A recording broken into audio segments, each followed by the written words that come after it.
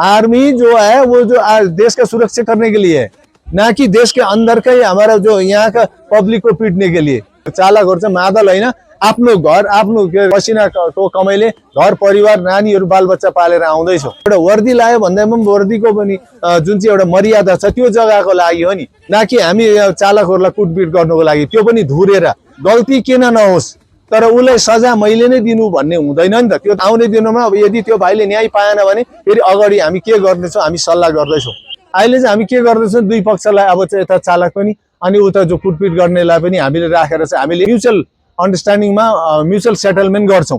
तर अब उसो चाहिँ हामी सोच्दैछौँ, अब उसो चाहिँ हामी चालकहरु बोलु एक एक रुपियाँ सबै उठाउँछौँ, कोर्टमै हामी पुर्याउँछौँ। हुँदैन रहेछ यो पाराले। हामी आपसमा बीचमा गर्दैनौँ अब, किनभने उनीहरूलाई सबक सिकाउनु जरुरी पर्यो। त्यो सुरक्षाको ग्यारेन्टी कसले दिने? अब आर्मी भन्दैमा कुटिहाल्ने। Good evening. र यो मैले पनि अहिले भर्खरै सामाजिक सञ्जालमा फेसबुकद्वारा यो देख्नुमा आयो। हाम्रो चालक जुन चाहिँ सारथी चालक जो ट्याक्सी चालक माथि आर्मी पर्सनल एकजना होइन कमसे कम पनि त्यहाँनिर 4-5 जना जस्तोले चाहिँ अब त्यहाँनिर पिट्दै गरेको चाहिँ हामीले देख्नमा आएको छ अहिले। तर के विषयमा हो विषयवस्तु हामीले जान्नमा आएका छैनौँ। र तर जे विषयवस्तु भए पनि हाम्रो चालकले जुन चाहिँ गल्ती गरे तापनि तर चालकमाथि चाहिँ हातपात गर्नु हुन्थेन, त्यसमा चाहिँ हामी घोर विरोध गर्छौँ। वर्दी लाउने व्यक्तिले एउटा सुरक्षा प्रदान गर्नु हो, ना कि एउटा त्यो के भन्छ चालकमाथि हातपात गर्नु। देशको नागरिकको उहाँहरूको सुरक्षाको लागि वर्दी लगाएको हुन्छ, तर यसरी दिन दहाडै उहाँहरूले एउटा के भन्छ कुटेर पिटेर घसिटेर लानु भन्ने कुरो यो चाहिँ अलिकति मिल्दैन। यसमा हामी घोर विरोध गर्छौँ। हामी इन्टायर सिक्किमका चालकहरू यसमा हामी विरोधमा उत्रिसकेका छौँ, गर्छौँ पनि।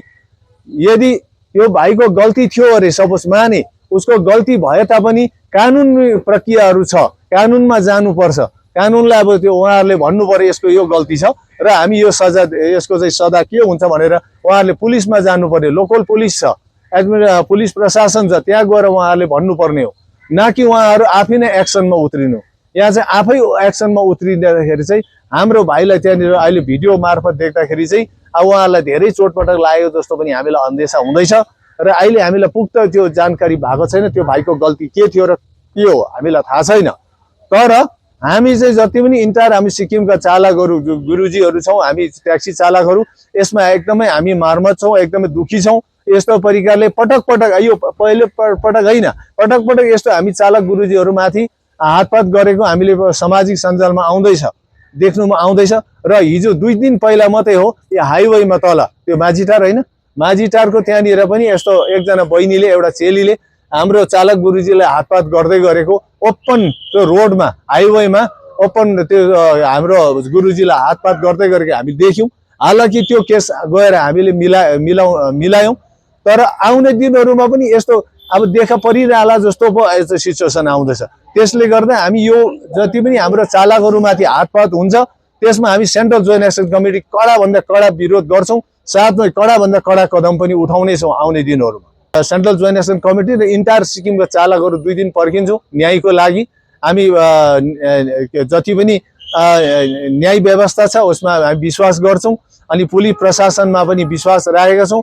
पुलिसहरूले उहाँ पुलिस डिपार्टमेन्टले पनि राम्रो इन्क्वायरी गरेर कसको गल्ती छ गल्ती छ र को सही छ त्यो एकदमै राम्रो छुट्याएर अहिले गल्ती हुने मान्छेलाई व्यक्तिलाई सजा हुनुपर्छ। मेरो एउटै भनाइ छ, हामी इन्टायर चालकहरूको भनाइ एउटै छ, गल्ती किन नहोस् तर उसलाई सजा मैले नै दिनु भन्ने हुँदैन नि त। त्यो त गल्ती भयो नि त।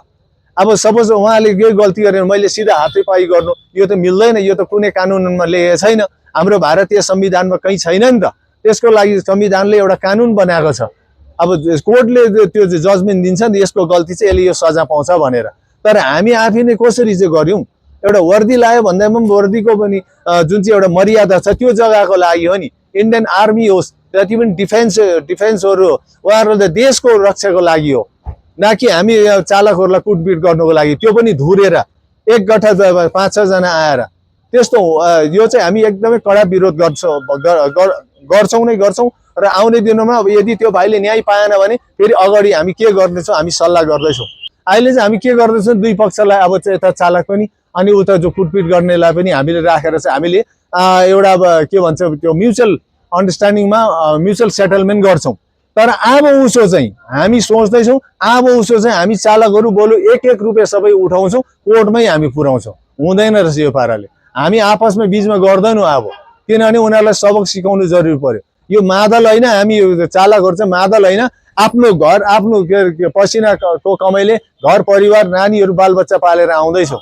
हामी सिक्किमको एउटा यहाँनिरको पर्यटक जति पनि हाम्रो टुरिज्म विभागलाई एकदम सिचाएर लाने, हुर्काएर लाने हामी व्यवस्था गर्ने एउटा ब्याकबोन हौ। हामी टुरिज्मको एउटा ब्याकबोन हो। हामीले अब टुरिस्टहरूलाई त्यहाँ नपुर्याएर पुर्याउनु ल्याउनु गर्ने सुरक्षित तरिकाले हामीले ओसार पसार गर्ने काम गर्दैछौँ।